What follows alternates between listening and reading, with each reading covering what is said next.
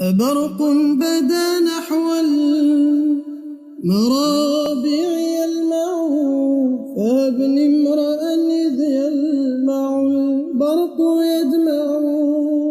ñu ngi leen di nuyu di leen jaajëfal yéen ñi suivre chaîne bi di Xalaat TV ñu leen di dalalaat ci seen jàngatu bés bi tey dañu wax ci actualité ñeel bitim réew waaye actualité internationale boobile dafa am corrélation dafa laale ak benn ci suñuy force ñun Sénégal te amaana sax exploité wuñu ko dëggantaan ndax comme ni ñu yàgg di ko waxee suñu réew boo dee sëriñ rek dañuy bëgg di leen yamale ci benn mbir waaye lépp luy gestion de la cité yorinu li ñu bokk ñun ñëpp politique intérieure wala internationale jokkalante diggante réew ak réew dañoo jàpp ni daal du seen mbir dañ ci war a génn loolu nag njeexitalu idéologie bi ñu tubaab bi bàyyee la gannaaw indépendance mooy doomi daara moom ku duggul école nasaraan si dañ lay wutal limite am fuñ la yamale ba tax na ñun suñu démarche ku yàgg suivre chaîne bi dañ ne li fi suñu mag yi bàyyi comme ndono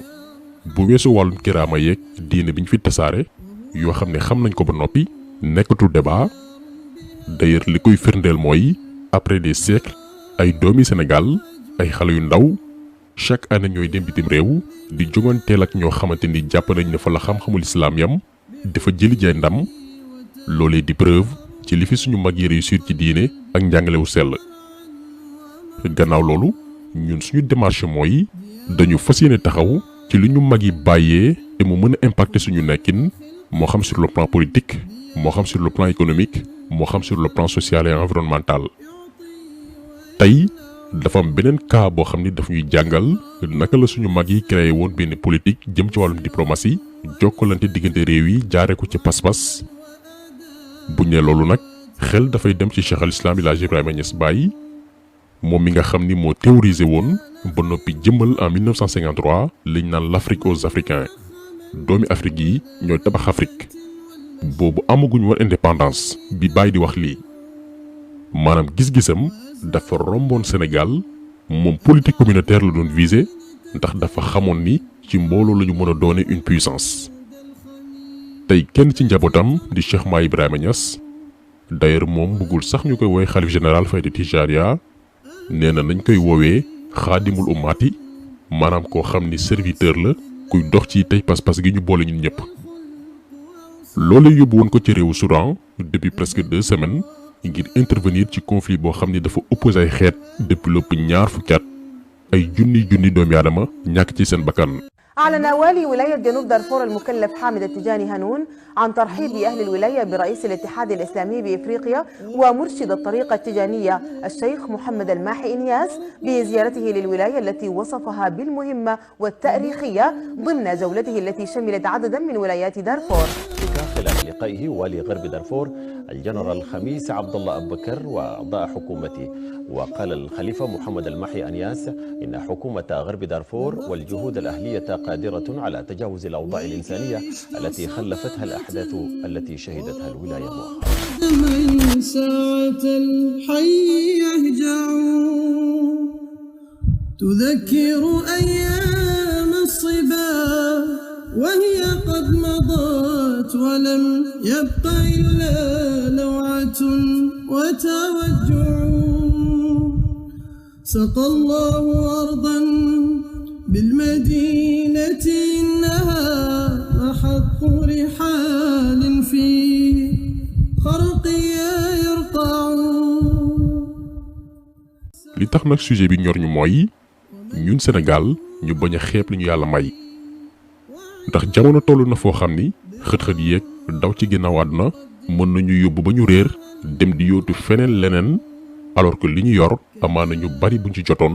daañu ko jëfandikoo ci loo xamante ni daf leen di jariñ àdduna ak yowmal xiyaam di fàttali ni réewu Soudan particulièrement fa féete soo jant ñu naan ko Darfour depuis des années Nations Unies di mbootaay gi ëmb mboolem réew ci àdduna bi te budget romb ay 1000 milliards de francs CFA yónnee na fa ay ndaw pour un cessez-le-feu ngir ñu teg armes yi taxul fitna ba wàññeeku. Union africaine di itam beneen mbootaay bu ëmb réewu Afrique yi intervenir na waaye teewul dafa échoué ci boobee mission ay états voisins seeni réewu dëkkandoo jéem nañoo dox tànki jàmm mais bés bu ne jàmmaarloo yi di woy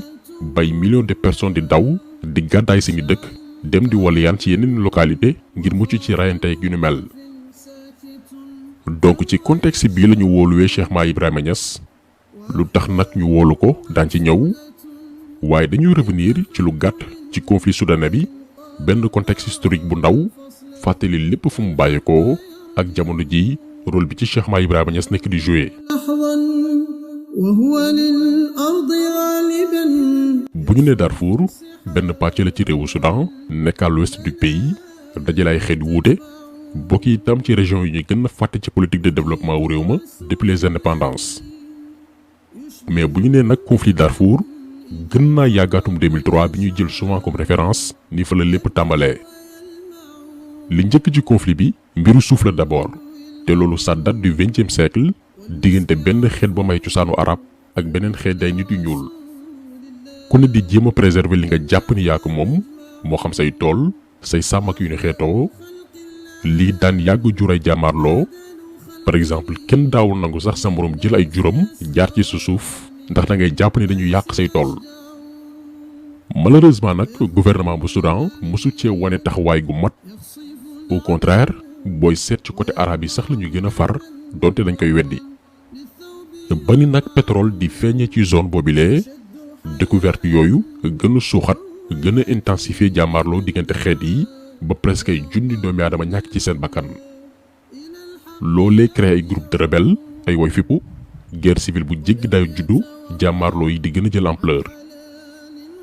bilan conflit bi nag bu ñu sukkandikoo ci gouvernement bu Soudan mën nañu jàppaloo bu fukki junni doomi aadama ñu ci ñàkk seen bakkan waaye yenn ci ay organisation nee nañ ëpp na ko. jàpp nañ ni lu ëpp 300 000 doomi aadama ñetti téeméeri junni doomi aadama loroon nañ ci jàmmaarloo yooyu lee. ba tey ci bilan bi 1,5 million personnes gàddaay nañ ci biir réew ma maanaam quitté seeni village dem daw làqu ci yeneen yu leen jege 2,2 millions doomi aadama quitté nañu réewu Soudan dem wuti jàmm ci yeneen réew yu leen wër ndax mënatuñ ko am seen dëkk. donc lii mooy situation bi am biir Soudan. waaye comme ni leen ko expliqué sànq moo xam mbootaay bitim réew yi ci mel ne Nations Unies Union africaine Union européenne ay ONG loo xalaat ci organisation intervenir nañ Darfour moo xam ci engagement militaire moo xam ci wàllum koom-koom moo xam ci wàllum dund. mais saa yu ñu yaakaare ni buntu jàmm ubbeeku na fitna yu jugaat.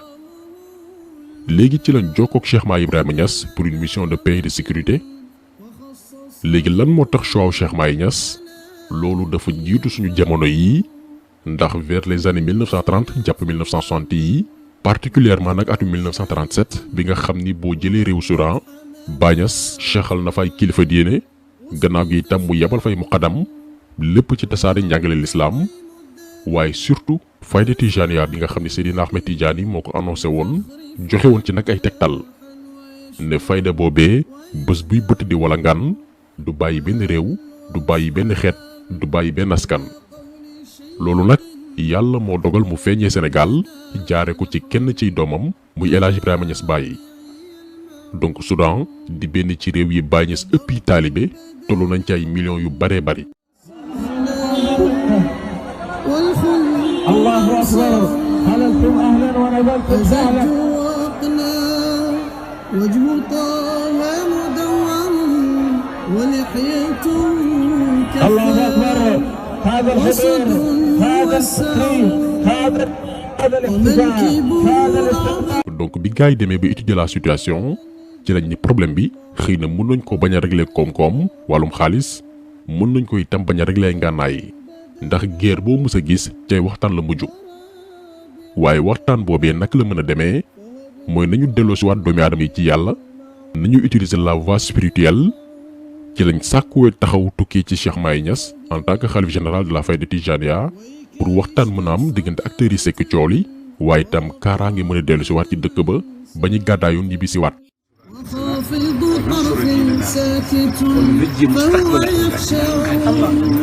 يرثوا خير يرثوا قدر يرثوا علما ودينا يثقوا وإن قال الفصل والحق يرجع يسعى سعيا جديدا كما قال ربنا صفحة الماضي طويت ولن نعود إليه. mission Cheikh Mahi Niass nag bi ci njëkk mooy wax ak différentes forces yi nga xam ne ñooy jaamaarloo jamono jii réunir leen à travers benn conférence bu mag a mag moment bii ñuy def vidéo bii xalif bi jubóole na lu ëpp juróom fukki xeet yoo xam ni seeni relation demeelu woon noonu.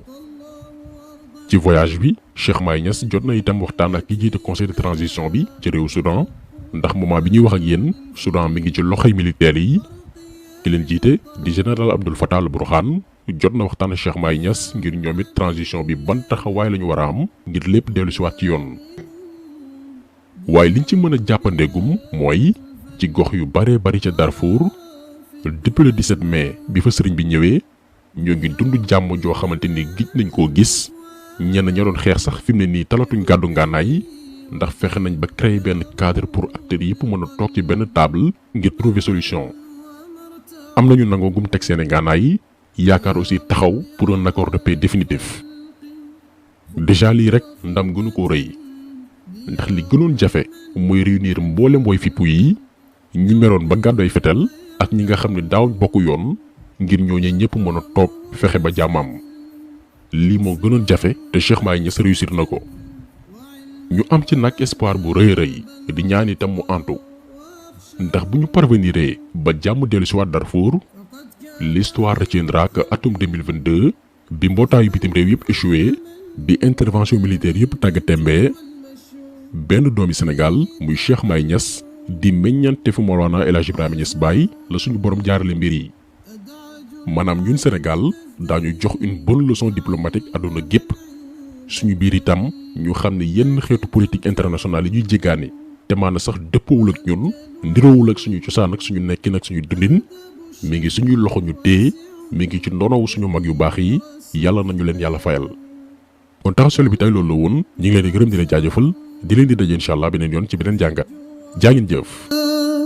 وجه طه مدور ولحيته كالثرى